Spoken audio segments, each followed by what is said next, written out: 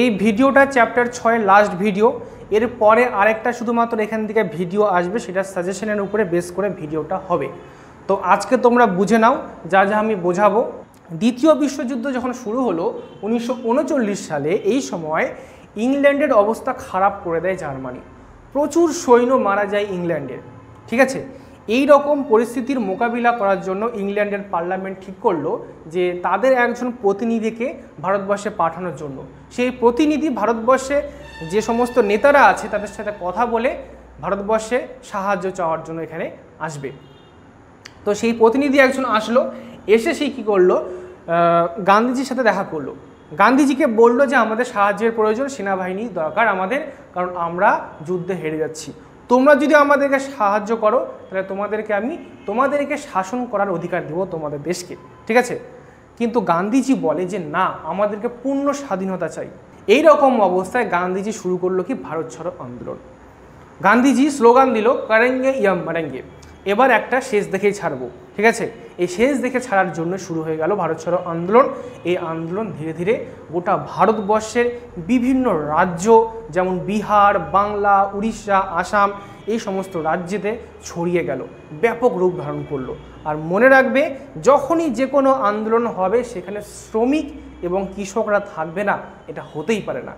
কারণ সেই সময় ভারতবর্ষে কৃষকদের, শ্রমিকদের সংখ্যা সব থেকে বেশি ছিল। আগস্ট মাসের 8 তারিখে ইংরেজরা কী করলো, জওহরলাল নেহরু, গান্ধীজি, বল্লভভাই প্যাটেলের মতো আরও যে সমস্ত প্রভাবশালী নেতা ছিল ওদেরকে গ্রেপ্তার করলো, যাতে ভারত ছাড়ো আন্দোলন বেশি দূর ছড়াতে না পারে, ঠিক আছে।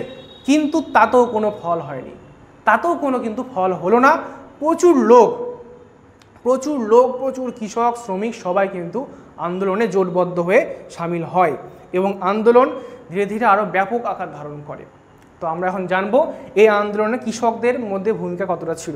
বহু কৃষক যোগদান করে, যে সমস্ত কৃষক যারা ভাগ চাষি, সাধারণ কৃষক, ঠিক আছে, দলে দলে সবাই নেমে আসে আন্দোলনের সাথে যোগদান করার জন্য। প্রচুর কৃষক আসে, গ্রাম বাংলার প্রত্যেকটা কৃষক আসে, এমন কি জমিদাররাও কিন্তু এসেছিল ভারত ছাড়ো আন্দোলনে যোগদান করার জন্য কৃষকদের সাথে। এটা কিন্তু মাথায় রাখবে, ঠিক আছে। এবারকার আন্দোলনটা ছিল সম্পূর্ণ ভিন্ন। কৃষকরা এতদিন আন্দোলন করেছিল কি নিয়ে? জমির খাজনা কমানো নিয়ে, জমিদারের বিরুদ্ধে। কিন্তু এবার সেটা কিন্তু সম্পূর্ণ পাল্টে গেল। এবার আন্দোলন সরাসরি সরকারের বিরুদ্ধে। সরকারকে ছাড়তে হবে আমাদের দেশকে, ইংরেজ সরকার বাইরে যাও আমাদের দেশ থেকে, ভারত ছাড়ো, ঠিক আছে।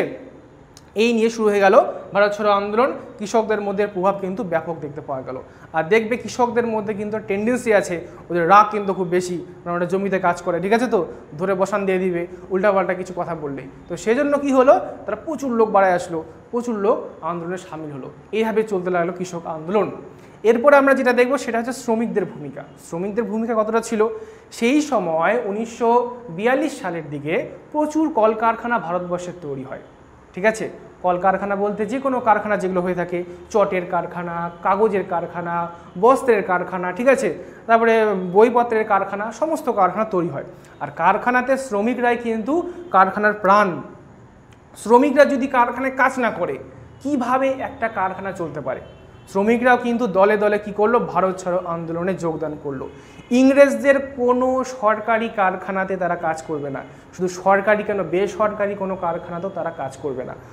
শুরু হয়ে গেল কি ভারত ছাড়ো আন্দোলন। বিভিন্ন জায়গার শ্রমিক, যেমন দিল্লি, বোম্বাই, আহমেদাবাদ, লখনৌ, কানপুর, নাগপুর, সেই সময় এখানে বড় বড় শহর ছিল, এইগুলো সেই সময় শহর ছিল, কলকাতা, ঠিক আছে। এখানকার এই শহরের যে শ্রমিকরা ছিল সবাই বেরিয়ে আসে। যেমন টাটা কারখানা যে ছিল, জামশেদপুরে টাটা কারখানা ছিল, সেখানকার শ্রমিকরাও কিন্তু ধর্মঘট করে।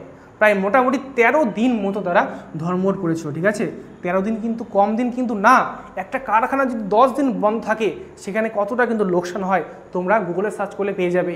এই হচ্ছে ব্যাপার, 13 দিন প্রায় বন্ধ থাকে। আহমেদাবাদে যে সমস্ত বস্ত্র কারখানা ছিল, বস্ত্র শ্রমিক ছিল যারা জামা কাপড় তৈরি করতো কারখানাতে, ঠিক আছে, তো তারা প্রায় 3 মাস ধরে তারা ধর্মঘট করে। 3 মাস ধরে প্রায় কারখানা বন্ধ হয়েছিল। কতটা লোকসান হয়েছিল ভাবো কোম্পানিতে। তারপরে কি হলো, আস্তে আস্তে শ্রমিক আন্দোলন হচ্ছে। কিন্তু দেখো, যে কোনো কিছু যখন শুরু হয় না, সেটা আস্তে আস্তে আবার দমেও যায়। দেখবে যে কোনো কিছু, কোনো আন্দোলন এখনও যদি দেখবে, যে কোনো আন্দোলন যদি শুরু হয়, এখনও দেখবে যে কোনো আন্দোলন যদি শুরু হয়, যে কোনো ধর্মঘট শুরু হয়, কয়েকদিন পরে দেখবে আস্তে আস্তে নরম হয়ে যায়, কেউ অত বেশি আর দেখে না, ঠিক আছে। ঠিক এরকমই হয়েছিল 1943 সালের দিকে, অনেকটাই নিষ্ক্রিয় হয়ে যেতে লাগলো ভারত ছাড়ো যে আন্দোলন ছিল সেটা। কিন্তু 1944 থেকে 1945 খ্রিস্টাব্দের মধ্যে আন্দোলন অনেকটাই আবার তাগড়া হয়ে উঠলো। বামপন্থী আন্দোলন বোঝার আগে আমাদের এর ব্যাকগ্রাউন্ডটা একটু ভালো করে একটু বুঝে নিতে হবে, তাহলে আমাদের বুঝতে খুব সুবিধা হবে এবং পড়তেও খুব মজা লাগবে। ঠিক আছে, 1917 সালটা কত বললাম? 1917। এই বছর রাশিয়াতে একটা মতবাদ ছড়িয়ে যায়। মতবাদটা কি? সাম্যবাদ। সাম্যবাদটাকে আমি বুঝিয়ে বলছি, তোমরা 1 মিনিটের মধ্যে বুঝে যাবে। সাম্যবাদ হলো এমন একটা মতবাদ যেখানে বলা হয় এমন একটা সমাজ আমরা তৈরি করব যেখানে সবাই প্রত্যেকের সমান হবে, ধনী গরিব ছোট লোক বড় লোক জাত পাত বলে কিচ্ছু থাকবে না, সবাই একদম টোটালটাই সেম হবে, যেখানে সবার বাড়িঘর সমান হবে, প্রত্যেকের মজুরি সেম হবে। ঠিক আছে, তো এর পরিবর্তে কি করতে হবে?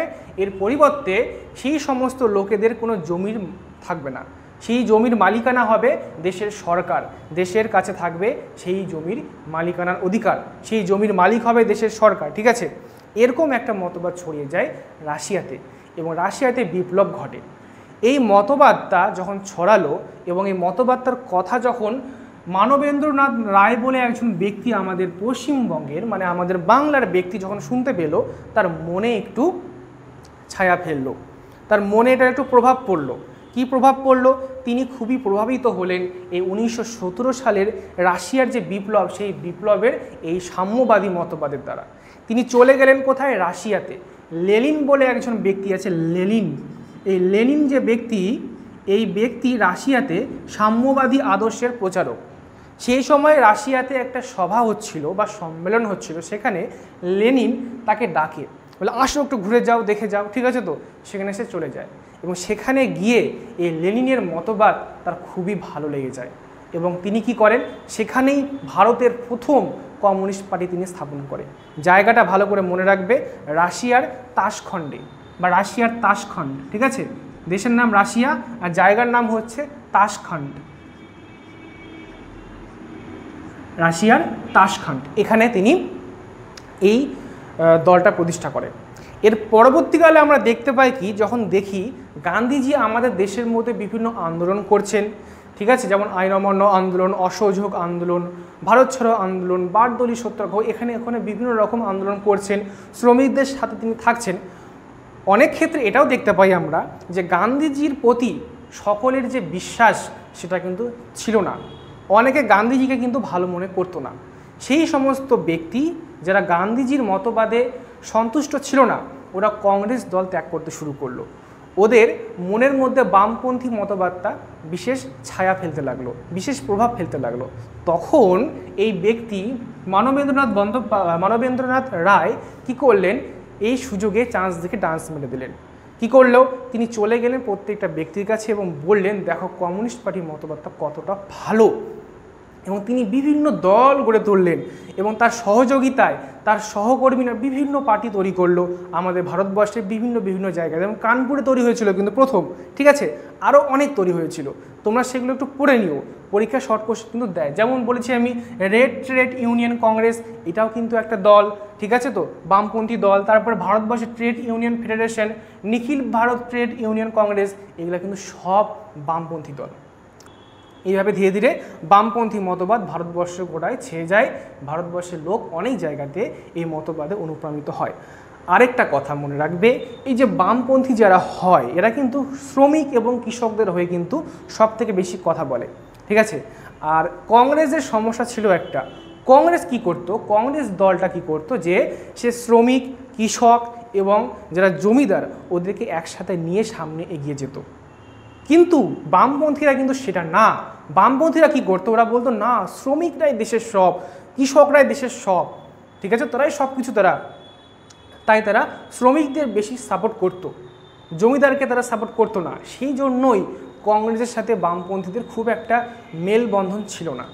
ঠিক আছে, এটা একটা কারণ। তাহলে আমরা পড়লাম মানবেন্দ্রনাথ কীভাবে এই ভাবধারায় অনুপ্রাণিত হয়ে তিনি ভারতবর্ষে কমিউনিস্ট পার্টি মতবাদ ছড়ালেন। এরপরে যেটা পড়ব সেটা হচ্ছে যে ফরওয়ার্ড ব্লক। ঠিক আছে, ফরওয়ার্ড ব্লক একটা দল, এই দলটা তৈরি করেছিল সুভাষচন্দ্র বোস। গান্ধীজির সাথে যখন সুভাষচন্দ্র বোসের মতপার্থক্য হয় তখন তিনি কংগ্রেস ত্যাগ করেন। কংগ্রেস ত্যাগ করে তিনি কি করেন, নিজের একটা দল তৈরি করে এবং তার পেছনে পেছনে অনেক কংগ্রেসের নেতা মন্ত্রীরাও কিন্তু চলে আসে সুভাষচন্দ্র বোসের সাথে, এবং তিনি এই দল তৈরি করেন যার নাম ফরওয়ার্ড ব্লক। এই দল অনেকটা বামপন্থী মতবাদকে কিন্তু সহযোগিতা করত, বামপন্থী মতবাদকে কিন্তু সমর্থন করত, এটা কিন্তু মাথায় রাখবে। তো আজকের ক্লাস এই অবধি। আশা করি তোমরা বুঝে গেছো মেন যে বিষয়বস্তু সেটা কি। বাড়িতে ভালো করে পড়ো, ঠিক আছে। প্রশ্ন হিসাবে মানবেন্দ্রনাথ রায়ের ভূমিকাটা খুবই ইম্পর্টেন্ট বামপন্থী আন্দোলনের। তোমাদের চিন্তা করতে হবে না, আমি এই অধ্যায় থেকে সেপারেট একটা ভিডিও করে দেবো যেখানে বলা থাকবে কোন কোন প্রশ্নগুলো সবথেকে বেশি ইম্পর্টেন্ট, আসার চান্স কোনগুলো বেশি, সেগুলো ভালো করে পড়বে, ঠিক আছে। আজকের মতো এই অবধি, দেখা হচ্ছে পরের নতুন একটা চ্যাপ্টার নিয়ে নতুন একটা ভিডিওতে।